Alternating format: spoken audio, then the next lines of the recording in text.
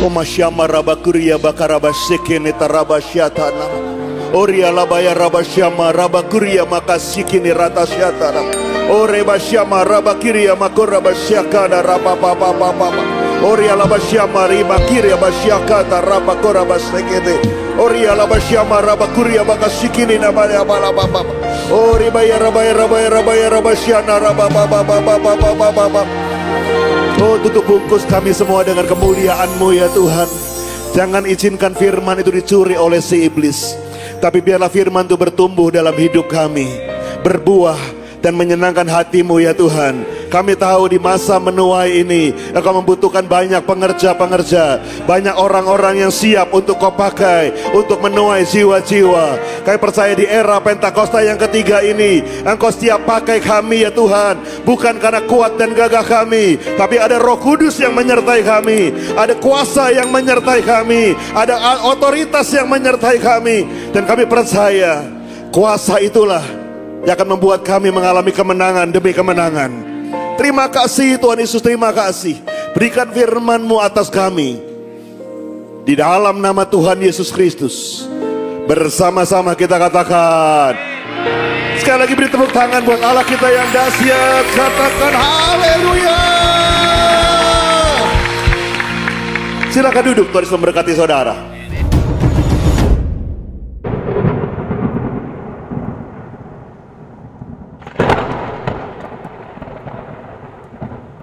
Shalom saudara. Lama kita nggak ketemu ya saudara ya. Terakhir saya ada di mimbar ini kira-kira Maret atau April tahun 2022. Belum lama ya. 3 tahun. Hampir 3 tahun saudara ya. Saya harus istirahat karena mengalami pemulihan untuk otot kaki saya saudara. Dan Pak Peter nggak tega saya naik tangga di tempat ini karena cukup tinggi saudara. Tapi puji Tuhan, Tuhan sudah sembuhkan, Tuhan sudah pulihkan, Tuhan kita dahsyat. Amin. Saudara, nanti saya akan cerita masalah itu ya. Terima kasih buat Pak Peter dan Bu Christine untuk kesempatan boleh melayani bersama saudara pada pagi siang hari ini. Nah saudara, mari kita akan buka Alkitab kita, atau sudah bisa baca lewat multimedia. Mazmur 92 ayat 6 sampai 7. Hari ini saya akan berbicara mengenai murid yang berjalan dalam rancangan Tuhan. Mazmur 92 ayat 6 sampai 7. Sama-sama yuk. Kita baca 2, 3. Betapa besarnya pekerjaan-pekerjaan-Mu ya Tuhan, dan sangat dalamnya rancangan-rancangan-Mu. Orang bodoh tidak akan mengetahuinya, dan orang bebal tidak akan mengerti hal itu. Pemazmur berkata rancangan Tuhan, pekerjaan Tuhan begitu besarnya, begitu dalamnya. Dia katakan bahkan orang bodoh tidak akan pernah bisa memahami ini.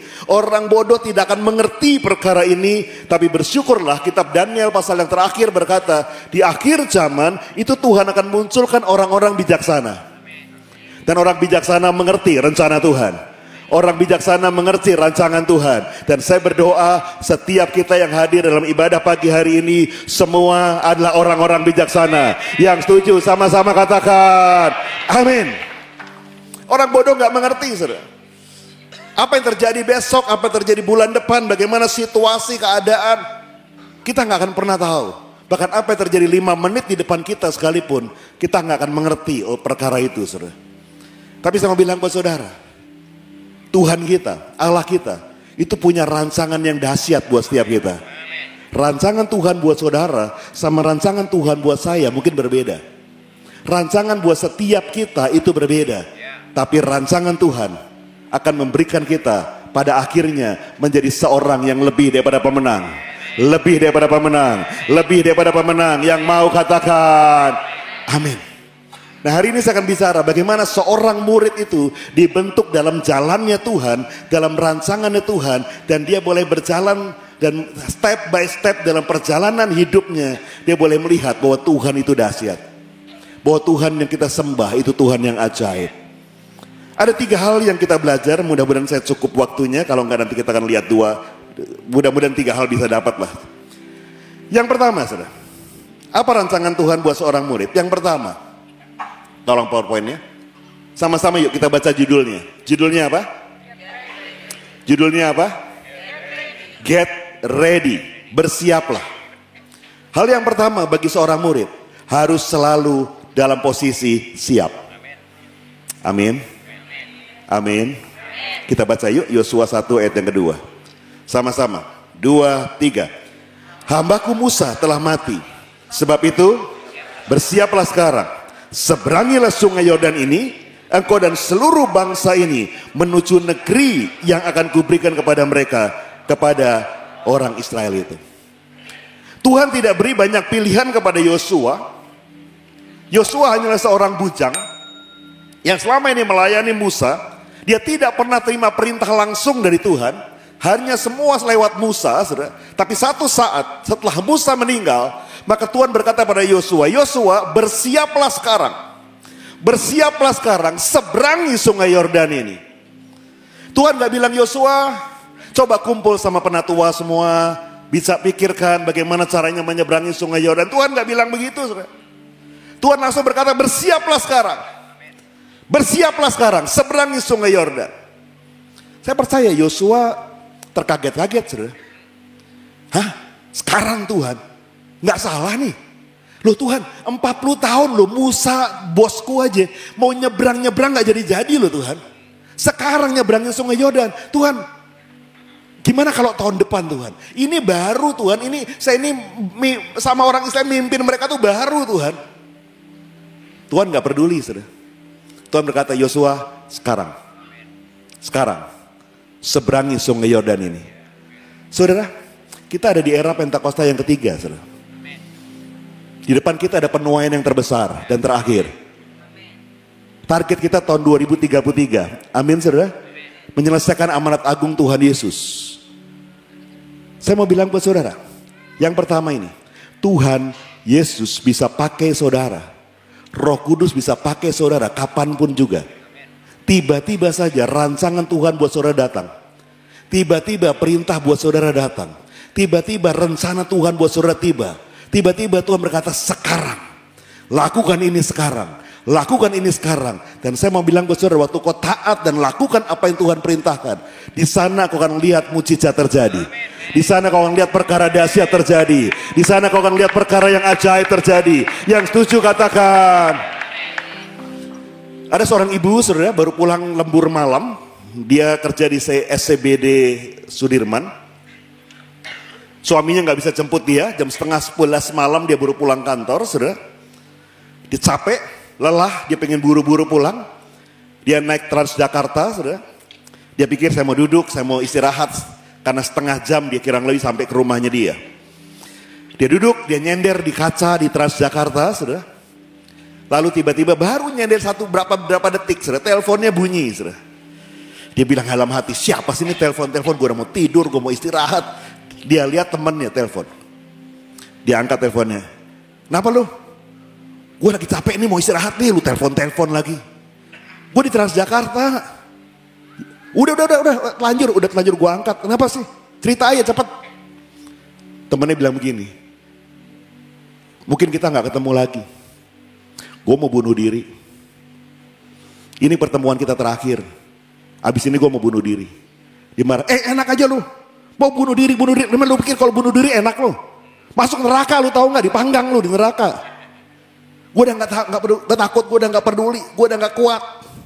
Banyak masalah di rumah tangga gue, banyak masalah di keluarga gue, ini terjerat ini, masalah ini, kasus ini. Udah gue gak kuat, gue mau bunuh diri. Akhirnya dia konselingin temannya, saudara. Beberapa menit dia konselingin temannya. Dan akhirnya didoakan temannya. Setelah doa dia bilang gini, udah gue doain lo ya. Ingat lo, jangan bunuh diri. Gue gak mau lo bunuh diri. Kalau sampai lo bunuh diri, gue gak mau ketemu lo lagi. Ya iyalah, sudah ada bunuh diri, mau ketemu di mana, saudara? Janjian di warung, saudara. Ditaruh teleponnya. Dia bilang, dia mau tidur lagi. Baru dia mau tidur, saudara. Teman di sebelahnya, ada seorang ibu duduk di sebelahnya. Ini juga seorang ibu duduk di sebelahnya. Toel tangannya, saudara. Bu. Oh iya, kenapa mbak? Maaf bu, tadi saya nguping pembicaraan ibu dengan teman. Teman ibu mau bunuh diri ya. Oh iya, kenapa emang? Apa yang saya bisa tolong nih mbak? Bu, doain saya juga dong bu. Yang di sebelah ini pakai ini, saudara. Doain saya juga dong bu. Saya juga mau bunuh diri. Saya udah gak kuat Bu sama suami saya. Terjerat pinjol, ada kasus di kantor begini, ada masalah, saya udah gak kuat Bu. Doain saya ya Bu. Dia berkata, tapi kalau saya doa, saya mesti doa dalam nama Tuhan Yesus. Karena saya orang Kristen. Gak apa-apa Bu, pakai nama siapa aja Bu. Terserah Bu, udah gak kuat Bu. Saya butuh orang yang bisa memberikan kekuatan buat saya. Kalau enggak saya bunuh diri Bu. Akhirnya didoakan di Transjakarta. Berapa menit dia doakan ibu itu. Dalam nama Tuhan Yesus. Saya mau bilang saudara, Tuhan bisa pakai siapapun, kapanpun, hari-hari ini. Karena Roh Kudus sedang bekerja melalui hidup saudara. Roh Kudus sedang bekerja melalui hidup saudara. Roh Kudus sedang bekerja melalui hidup saudara. Roh Kudus sedang bekerja melalui hidup saudara. Di era Pentakosta yang ketiga ini. Yang setuju katakan. Satu cerita lagi saudara ya. Kira-kira 6 bulan yang lalu, koordinator ibadah di tempat saya, istrinya seorang full timer. Sore-sore, Sabtu sore dia WA saya. Pak, Senin saya izin cuti ya. Loh, kenapa mendadak cuti? Memang ada acara mendadak apa? Saya bilang. Suami saya hari Senin mau operasi jantung Pak. Hah? Sejak kapan suamimu sakit jantung? Saya nggak pernah tahu suamimu sakit jantung. Iya Pak, kami juga nggak pernah tahu kalau suami saya sakit jantung. Tadi pagi kami check up ke dokter dan tiba-tiba dokter berkata penyumbatannya sudah lebih dari 90% dan mesti operasi. Senin langsung masuk rumah sakit, siap-siap operasi. Terus gimana kalian? Ya stres lah Pak. Operasi jantung. Saudara, operasi jantung sama sakit panu kan beda ya. Kalau operasi jantung stres, saudara. Kalau sakit panu malu. Singkat cerita, Senin dia masuk kamar untuk dipersiapkan untuk masuk operasi. Berapa menit kemudian seorang perawat dari ruang operasi datang menjemput. Tempat tidurnya didorong, dibawa ke ruang operasi. Operasi jantung, saudara. Sampai ruang operasi, begitu masuk ruang operasi, dokternya berkata, 5 menit, 5 menit lagi, pindahkan ke meja operasi, tunggu 5 menit.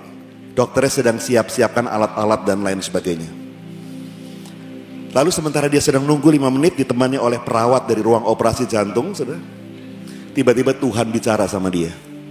Anakku, sekarang engkau cerita tentang aku kepada perawat yang menemani kamu.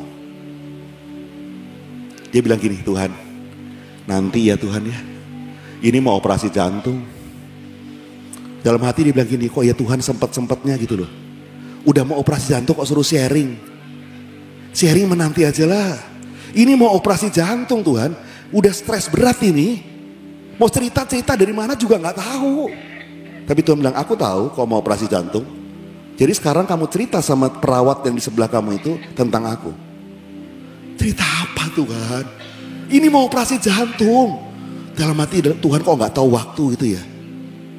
Mau operasi jantung sekarang suruh sharing. Di kul suruh sharing aja tolak kiri tolak kanan. Apalagi di ruang operasi saudara. Tapi dia bilang sekarang cerita. Akhirnya dia gak tahu gimana mulainya, dia ngomong sama perawat itu. Mas, saya stres mas. Si masnya yang perawat itu berkata begini. Iya pak, semua yang saya dorong ke ruang operasi juga stres. Gak ada yang ketawa-ketawa. Tapi saya stres beneran loh mas. Ini operasi besar loh mas, saya gak pernah operasi sebelumnya. Tenang aja mas, nanti juga dibius. Habis bius sadar-sadar udah selesai. Tapi mas, biarpun saya stres berat begini ya mas, saya tuh bersyukur saya punya Tuhan Yesus yang selalu menemani saya. Saya percaya di ruang operasi ini pun Tuhan Yesus tidak pernah tinggalkan saya. Amin saudara. Perawat itu berkata begini, mas enak lagi stres punya Tuhan Yesus. Saya kalau lagi stres gak punya siapa-siapa, sendirian. Lalu dia berkata sama perawat itu, kalau mas mau punya Tuhan Yesus juga bisa kok. Perawat itu berkata, mas, nanti kalau udah selesai operasi, doain saya ya. Saya juga mau kenal siapa itu Tuhan Yesus. Di ruang operasi jantung, satu jiwa, satu jiwa, satu jiwa, satu jiwa, dengar nama Yesus. Satu jiwa, dengar nama Yesus. Amin saudara. Saya mau bilang ke saudara, Tuhan bisa pakai saudara kapanpun juga. Tiba-tiba saja Tuhan pakai saudara. Mungkin nanti saudara pulang di tempat ini, saudara naik Grab, naik ojek, naik angkutan umum, saya nggak tahu. Tapi tiba-tiba Tuhan bicara sesuatu sama saudara. Tiba-tiba Tuhan katakan sesuatu sama saudara. Saya mau bilang, waktu kau taat, engkau akan melihat mujizat terjadi. Ini eranya Roh Kudus. Ini eranya Pentakosta ketiga. Tuhan sedang bekerja melalui setiap orang. Tuhan bekerja lewat saudara. Tuhan bisa bekerja lewat saudara. Tuhan bisa bekerja lewat saudara. Yang mengerti katakan amin. Yang kedua, saudara ya. Oke, kita lihat yang kedua. Judulnya apa? Judulnya apa, saudara? Huge rock on cedar tree seed. Huge rock itu artinya batu besar. On cedar tree seed itu artinya di atas benih pohon cedar. Kita baca Mazmur 92 ayat 13 sampai 14. Sama-sama. 2, 3. Orang benar akan bertunas seperti pohon korma, akan tumbuh subur seperti pohon aras di Lebanon. Mereka ditanam di bait Tuhan, akan bertunas di pelataran Allah kita. Pohon cedar itu nama lainnya adalah pohon aras, yang banyak tumbuh di pegunungan Lebanon di Israel Utara. Waktu Salomo, waktu Daud ingin bangun istana, bangun bait Allah, maka mereka bicara sama raja dari kerajaan Tirus di Lebanon, kirimkan banyak-banyak pohon aras kepada kami, banyak-banyak kayu aras akan kami buat jadi tiang utama di istana dan di tiang utama di bait Allah. Pohon aras sangat terkenal, saudara. Raja Hiram dari Tirus kirim banyak buat Daud, kirim banyak buat Salomo, kayu aras.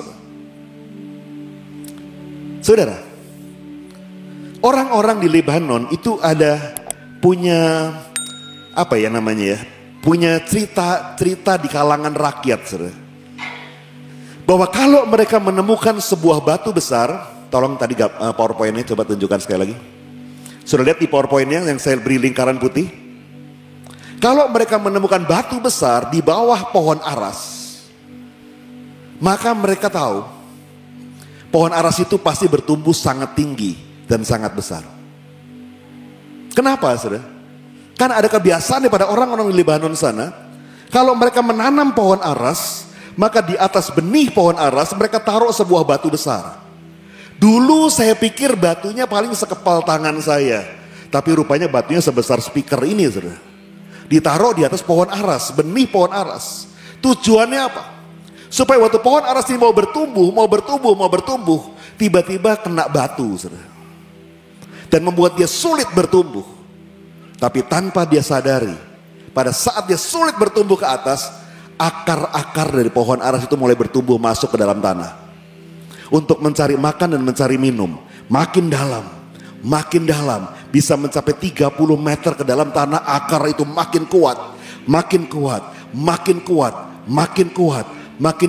Dan begitu akarnya sudah demikian kuatnya, maka pohon aras itu akan mulai berusaha tumbuh lagi ke atas. Dan akhirnya mereka mampu menggulingkan batu itu. Dan tumbuh bisa sampai 50, 60, bahkan 70 meter di atas permukaan tanah. Saudara, tanpa batu itu, pohon aras itu tidak akan bertumbuh dengan akar yang sangat kuat dan sangat kokoh, saudara. Lebih tinggi dari semua pohon di pegunungan Lebanon. Tapi untuk pohon aras itu tumbuh begitu tinggi, ada batu yang sepertinya menghalangi pertumbuhan mereka, tapi sesungguhnya batu itu menolong pertumbuhan mereka. Perhatikan, dalam kehidupan seorang murid, kadang Tuhan taruh batu dalam kehidupan kita. Batu itu mungkin masalah hidup, batu itu mungkin pergumulan hidup, batu itu mungkin masalah ekonomi yang harus kita hadapi, Batu itu mungkin masalah sakit penyakit, seperti Rasul Paulus mengalami sakit penyakit dan dia berdoa beberapa kali sama Tuhan untuk minta disingkirkan sakit itu. Tapi Tuhan berkata, cukuplah kasih karuniamu, kasih karuniaku buat engkau. Tapi justru batu itu, sakit itu membuat Rasul Paulus kuat dan makin kuat dan makin kuat. Seringkali Tuhan taruh batu dalam kehidupan kita yang sepertinya membuat kita terhambat pertumbuhan rohani kita. Tetapi sesungguhnya waktu batu itu menekan kita, kita lebih suka berdoa, kita lebih suka mencari Tuhan, kita lebih suka beribadah, kita lebih suka baca Alkitab, dan membuat akar-akar rohani kita bertumbuh, otot-otot rohani kita bertumbuh, makin kuat, makin kuat, makin kuat, makin kuat, makin kuat. Tahun 2022, setelah terakhir saya khotbah di tempat ini, saya mengalami masalah dengan otot kaki saya, saudara. Di bagian paha kanan, hanya satu otot, saudara. Tapi itu membuat saya sulit bergerak, saudara. Membuat saya sulit berjalan, saudara. Sudah panggil tukang urut, nggak ada hasilnya, saudara. Sampai akhirnya saya mesti jalani terapi, saudara. Tiap minggu saya mesti terapi. Habis terapi enak, saudara. Minggu depan sakit lagi. Tiap minggu, seminggu sekali saya mesti jalani terapi. Sampai saya satu ketika, saya sampai pada titik di mana saya putus asa, saudara. Saya berkata, Tuhan, gak kuat begini Tuhan. Gak kuat Tuhan. Bukan hanya masalah terapinya yang harus berjalan selama hampir 2 tahun, saudara. Tapi tiap malam saya gak bisa tidur, saudara. Ini otot nyut dan otot-otot kaki saya itu menjadi sensitif sekali, saudara. Baru mau tidur, mau gerak aja dah, aduh. Hampir semalam-malaman saya hanya tidur beberapa jam, saudara. Dan saya mau bilang buat saudara, kalau engkau tidak bisa tidur malam hari, itu jam bergeraknya lama banget, saudara. Saya lihat jam 1, berusaha tidur, lihat lagi jam 1:01. Kapan paginya, saudara? Saya jadi ingat ayat Alkitab yang berkata, firman Tuhan berkata, seperti penjaga menantikan pagi, saudara. Dan itu berlangsung berbulan-bulan, saudara. Sakit. Buat gerak, saudara, buat jalan normal begini. Saya jalan. Sampai teman-teman, beberapa teman yang ada di luar Tangerang berkata, kenapa Pak? Stroke ya Pak? Kena stroke ya, butuh obat apa? Kami kirimin obat. Stroke ya, saya ketemu banyak orang baik, saudara. Bahkan Pak Peter, Bunda, setiap kali kami ketemu dalam doa pengerja, saya lihat 3-4 kali Pak Peter, Bunda selalu tumpang tangan saya, Bunda selalu berlutut doain kaki saya untuk sembuh, saudara. Terus berjalan, berbulan demi bulan demi, dan saya menjalani terapi, saudara. Sampai bertitik di mana saya putus asa, dan Tuhan udah nyerah Tuhan. Udah gak kuat lagi Tuhan. Stop ya Tuhan. Saya sempat batalkan pelayanan saya beberapa bulan, saudara. Dan saya bilang, udah Tuhan, sudah. Gimana mau melayani Tuhan berkhotbah di mimbar seperti ini, saudara? Dari tempat duduk saya ke sini saja, saya udah mikirnya panjang, saudara. Aduh, jalannya lewat mana ya? Aduh, naik tangganya tinggi lagi. Kenapa ke mimbar gak ada lift ya? Bergumul, saudara. Itu persoalan, saudara. Sampai Tuhan, gak kuat Tuhan, nyerah ya Tuhan. Nyerah, sampai saya berpikir, apa Tuhan panggil saya udah 25 tahun lebih untuk melayani dia? Apakah berakhir pada titik ini? Apakah pada titik ini saya selesai? Tapi di saat saya sudah membatalkan beberapa pelayanan, saudara, tiba-tiba satu malam Tuhan berkata, kenapa? Kenapa kau berhenti? Kenapa kau stop? Kenapa kau tidak melayani aku lagi? Bukan gak mau melayani Tuhan, gak bisa Tuhan, gak sanggup, gak kuat. Ini kaki sakit Tuhan, gimana mau berjalan? Dan saya ingat malam itu Tuhan berkata sama saya, bangkit, pegang tanganku. Selama ini kau gak kuat, karena kau berusaha berjalan dengan kekuatanmu sendiri. Tapi sekarang, pegang tanganku. Aku yang akan tuntun engkau. Selangkah demi selangkah, selangkah demi selangkah, dan kau akan kubuat makin kuat, makin kuat, makin kuat, makin kuat, makin kuat, makin kuat, makin kuat, makin kuat. Saya bilang, ya Tuhan, saya pegang tanganmu Tuhan, dan bawa saya melangkah sampai hari ini. Tuhan buktikan saya tambah kuat, tambah kuat, tambah kuat, tambah kuat, tambah kuat. Dokter terapi yang merawat saya, saudara, dia tuh sampai di tahun kedua, tahun 2023, dia tuh sempat berkata begini sama saya, Pak, maaf ya. Dia orang Kristen, dia tahu saya pendeta. Pak, maaf ya. Waktu Bapak pertama kali datang ke praktek kami, saya tidak langsung dilayani dia, tapi ada stafnya yang melayani. Saya dengar kondisi Bapak seperti ini ya, dia ceritakan begini. Buat jalan susah, buat angkat kaki begini. Iya Pak, saya bilang benar. Saya mau bilang Pak, kondisi seperti itu, di ilmu yang saya pelajari dalam urusan terapi otot ini, syaraf ini, itu statusnya adalah lumpuh. Seharusnya Bapak naik kursi roda, atau minimum pakai tongkat 2 di kiri kanan, baru bisa jalan, itu pun selangkah demi selangkah. Tapi saya lihat Bapak ke tempat ini naik mobil nyetir sendiri. Bapak masih khotbah. Kok bisa ya? Dia bilang kok bisa ya? Lalu dia berkata begini, Pak, itu bukan Bapak, tapi ada kekuatan yang menopang Bapak, dan itu bukan kekuatan Bapak sendiri. Saya berkata, iya, Roh Kudus yang menopang saya, Tuhan yang pegang saya, Tuhan yang pegang tangan saya, yang membuat saya makin kuat dan makin kuat. Dia berkata, setuju Pak, saya setuju. Statusnya lumpuh Pak, tapi Bapak masih bisa berjalan. Saya bilang, untung saya nggak ngerti masalah ilmu terapi Pak, jadi saya nggak mengerti kalau status saya lumpuh. Tapi saya mau bilang buat saudara, sampai hari ini Tuhan buat saya kuat dan makin kuat dan makin kuat, seperti pohon aras Tuhan yang makin bertumbuh, makin bertumbuh, makin bertumbuh, lebih daripada pemenang, lebih daripada pemenang, lebih daripada pemenang, lebih daripada pemenang, lebih daripada pemenang. Yang percaya katakan amin. Saudara, proses dialami oleh seorang murid, saudara. Setiap murid harus mengalami proses. Tanpa proses, dia tidak akan menjadi seorang murid. Di Alkitab sudah cek semua murid, semua rasul, semua diproses sama Tuhan. Dan waktu diproses itu gak enak, saudara. Waktu diproses itu sakit, saudara. Waktu diproses itu rasanya kita seperti ditinggalkan sendirian. Tapi dengar, pada waktu kau merasa seperti ditinggalkan sendirian, sesungguhnya Tuhan Yesus ada bersama saudara. Sesungguhnya Roh Kudus ada menyertai saudara, dan dia tidak pernah tinggalkan saudara sendirian. Proses itu berat, dan saya mesti ngalamin itu sekitar 2 tahun, saudara. Sampai pada Januari tahun 2025 kemarin, tiba-tiba Tuhan berkata, sekarang lepas tongkatmu, berjalanlah.